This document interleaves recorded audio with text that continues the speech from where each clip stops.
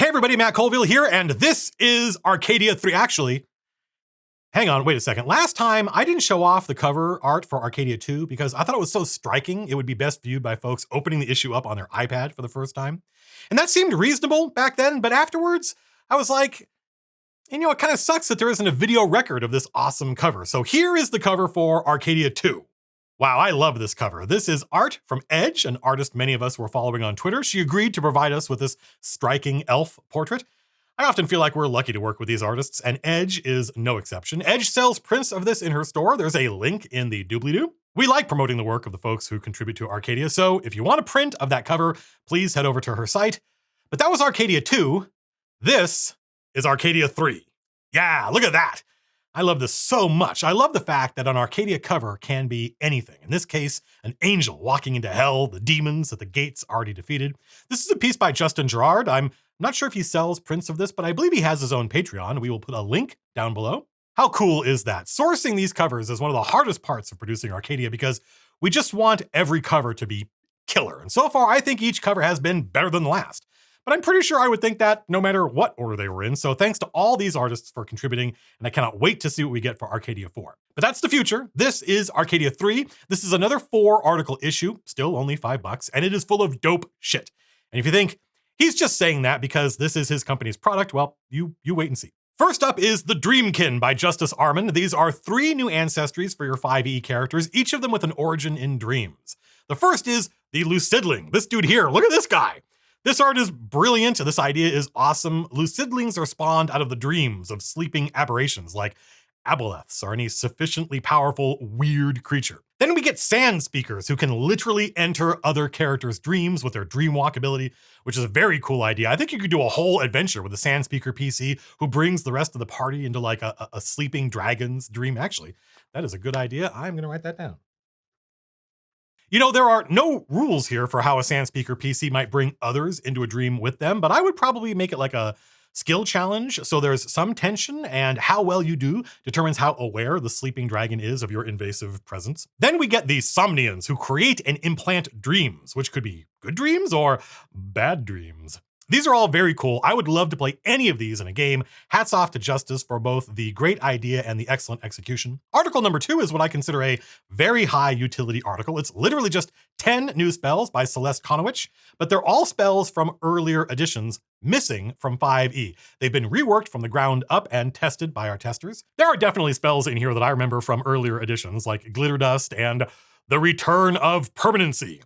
I don't think I knew that permanency wasn't in 5th edition. I sort of assumed it was. So welcome back. Seems like a strange omission. Great idea for an article by Celeste. These are the kinds of articles, when they come across my desk, I have literally no feedback. I just trust the writer and I let the testers do their thing. And I think they'll have huge value in your game. Oh, actually, wait. This article has my favorite art from all of Arcadia so far, thanks to our own Grace Chung, one of our staff artists. Check this out. This art is so good, you can basically tell what the spell does already, right? This is the Walking Dead spell, aka the Weekend at Bernie's spell, that lets you animate a corpse just enough that you can pass it off as maybe a living, but obviously very badly ill person, which, if you can use this spell in your game, then you are having more fun than I am. The third article is easily the coolest and most interesting thing we've done so far. It's Aces High by Sam Mennell, rules for... I could say aerial combat, and that would be accurate, but really I think it's rules for aerial dogfighting. That World War II flying ace, Star Wars, X-Wing TIE Fighter gameplay. It's very cool, basically a little mini game on its own, and it comes with its own encounter to show you how to use it. You have stunt dice and altitude, and you got to get an angle on your target, which, if this were set in the modern world, we would call a firing solution. The testers did a ton of work with Sam to get this playable and fun. This is a huge benefit of having such awesome testers. They take this very seriously, and then we're lucky to work with writers who take the testers' feedback seriously. Finally, an entire 3rd level adventure, A Diamond in the Rough by Allison Huang, a mystery adventure that's more about character and role-playing and dealing with the consequences of the mystery rather than literally whodunit.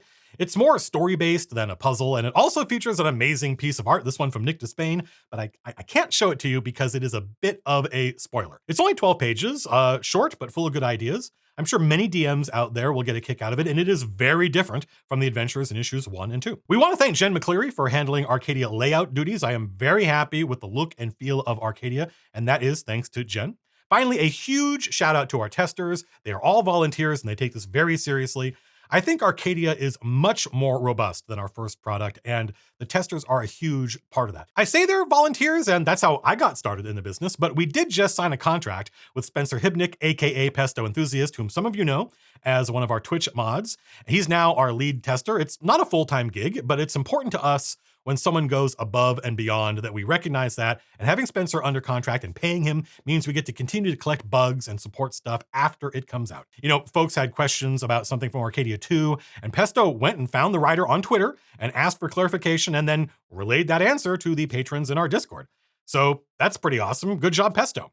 That's it. We said we wanted to do 3 issues, 1 a month for 3 months, and we did that. This month's issue was delayed a bit for internal production reasons, not related to the writers or artists, but that is part of the process. We wanted to do 3 issues, then stop and see what worked. What did people like?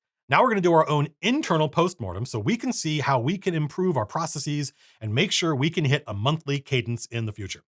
You'll be happy to know that we are already, I think Arcadia 4 is already written. I think we've got like 5 more articles done and ready for testing. So Arcadia 4 and maybe part of Arcadia 5.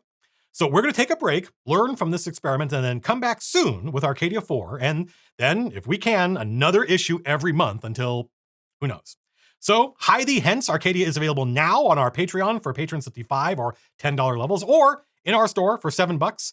Back issues are only available on the store, but you get a discount if you buy more than one. Also, huge thanks to James Introcaso for helming Arcadia and being the managing editor and basically the architect of this entire magazine. We worked with James as freelancer on the upcoming Player's Guide to Capital, and then we asked him if he wanted to be the managing editor for Arcadia on a contract basis, and he knocked it out of the park.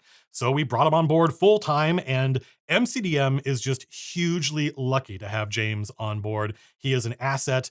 And I think that with him on board and with these writers and with these artists, I think MCDM can do anything. So thanks very much, James. And as is traditional, we're going to do a live stream here on YouTube this Friday at 11 a.m. where James and I are going to talk to some of the writers who worked on Arcadia, and you folks will get to ask them questions about their articles. It's super fun. It seems like the writers and us and the folks in chat all have a great time every time we do one of these streams. I think this is the last Arcadia video. I don't plan on doing this for Arcadia 4. I think we'll just announce new issues at the beginning of a Running the Game video. Speaking of which, I almost got a new script done for today, but I got distracted by Valheim. So soon you will get a new video on railroading, which is a hot topic right now. In the meantime, next month you're still going to get something not entirely new, but mostly new. And it's something we've been working on internally since before the Chain of Acheron started. No spoilers, but stay tuned because next month, instead of Arcadia, we unleash hell.